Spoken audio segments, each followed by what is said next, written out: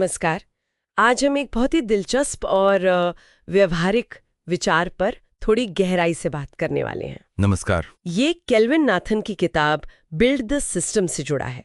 विचार ये है कि भाई सफलता के लिए सिर्फ मोटिवेशन मतलब प्रेरणा काफी नहीं है। हाँ बिल्कुल। शायद एक सिस्टम बनाना ज्यादा कारगर है। हाँ, और ये बात हम में से ज्यादातर लोग महसूस करते हैं ना। कोई नया लक्ष्य सोचते हैं, शुरू में तो जबरदस्त जोश रहता है। हाँ हाँ जैसे जिम जाना है, रोज पढ़ना है। बिल्कुल। लेकिन फिर धीरे धीरे वो प्रेरणा कम हो जाती है। यहीं पर नाथन का तर्क आता है कि प्रेरणा असल में एक मूड जैसी है, आती जाती रहती है।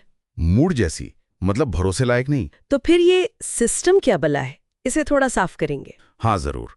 देखिए, सिस्टम का मतलब यहाँ है किसी काम को करने का एक तय तरीका, एक प्रक्रिया जिसे हम नियमित रूप से दोहरा सकें। अच्छा। किताब का मुख्य तर्क यही है कि प्रेरणा तो एक भावना है, अस्थिर है, जबकि सिस्टम एक भरोसेमंद ढांचा है, टिकाऊ है।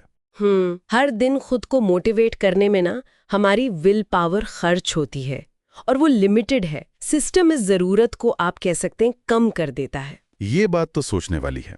हम अपनी विल पावर पर कितना ज्यादा निर्भर करते हैं। कोई मिसाल है इसकी जो इसे और आसान बना दे? सबसे बढ़िया मिसाल जो किताब में भी है वो है रोज सुबह दांत साफ करना। अच्छा। क्या हम इसके लिए रोज मोटिवेशन ढूंढते हैं? सुबह उठकर सोचते हैं कि आज दांत साफ करने का मन है या नहीं? नहीं, बिल्कुल नहीं। वो तो बस हो जाता है। हाँ, शायद ही कोई ऐसा करता हो। ये काम अब हमारी आदत बन चुका है, एक ऑटोमेटिक प्रक्रिया, हमारे सिस्टम का हिस्सा है, सोचना भी नहीं पड़ता। हाँ, ये तो बिल्कुल सही कहा। इस पर तो कभी ध्यान ही नहीं गया कि ये भी एक तरह का सिस्टम ही है ना? तो क्या इसी तरह मतलब दूसरे जरूरी काम भी सिस्टम में ढाले जा सकते हैं? यही तो इस आइडिया की खूबसूरती है। जैसे दांत साफ करना ऑटोमेटिक है, वैसे ही मान लीजिए एक्सरसाइज करना, रोज कुछ पन्ने पढ़ना या ऑफिस का कोई रोज का काम, ये सब एक सिस्टम बन सकता है। और जब कोई चीज सिस्टम बन जाती है तो उसे करने के लिए रोज की दिमागी मशक्कत नहीं करनी पड़ती, प्रेरणा ढूंढनी नहीं पड़ती। सही बात है। किताब यही इशारा करती है कि सिस्टम हमें कम दिमागी ताकत खर्च करके लगातार काम करने में मदद करता है।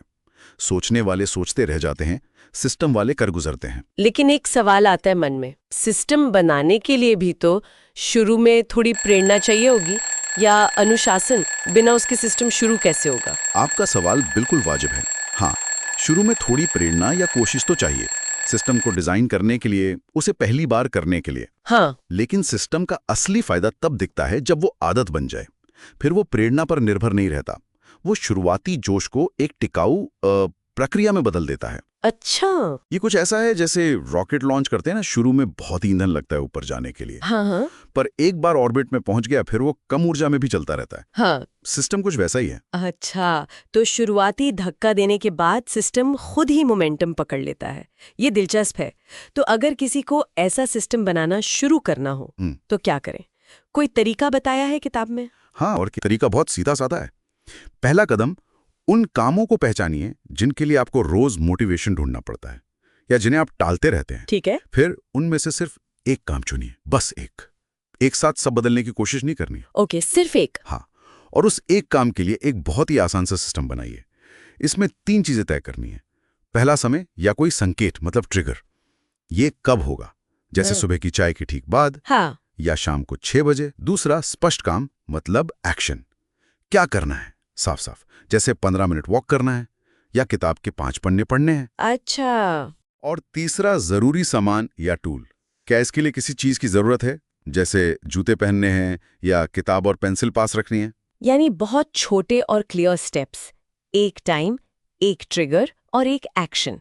ये तो मुश्किल नहीं लगता। बिल्कुल, शायद यही इसकी ताकत है कि ये कॉम्प्लेक्स नहीं है।